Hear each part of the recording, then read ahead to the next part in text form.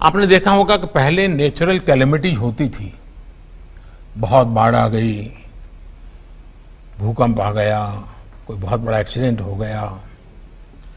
Cyclone आ गया, तो आमतौर पर फौज के लोग वहां पहुंचते थे और लोगों को भी लगता था भाई चलिए फौज के लोग आ गए हैं, अब इस मुसीबत में से निकलने के लिए हमको बहुत बड़ी मदद भी, एक बड़ा स्वाभाविक बन गया था।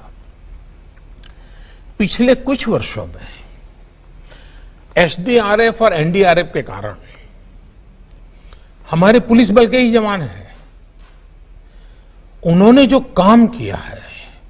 और जिस प्रकार से टीवी की ध्यान भी उन्हीं लोगों पे, उनका एक स्पेशल यूनिफॉर्म बन गया है और पानी में भी दौड़ रहे हैं, मिट्टी में भी दौड़ रहे हैं, पत्थरों पर काम कर रहे हैं, बड़ी बड़ी शिलाएं उठा रहे हैं,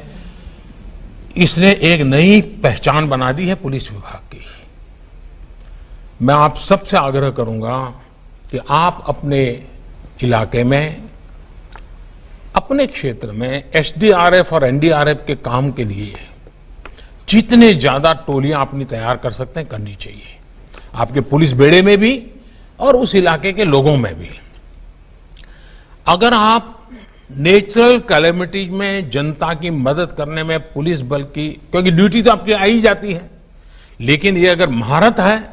तो बड़ी आसानी से इस ड्यूटी को आप संभाल सकते हैं और इन दिनों इसकी रिक्वायरमेंट बढ़ती चली जा रही है। और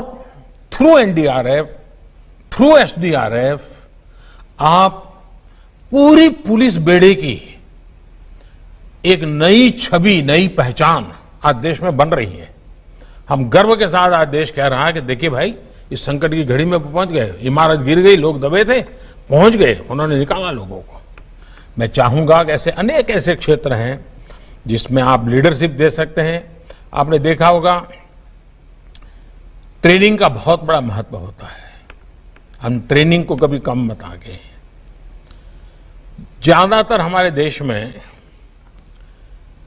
सरकारी मुलाजिम के लिए ट्रेनिंग को पनिशमेंट माना जाता है।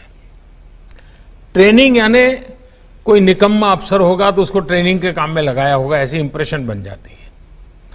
हमने ट्रेनिंग को इतना नीचे कर दिया है, वो हमारी सारी गुड गवर्नेंस की समस्याओं की जड़ में है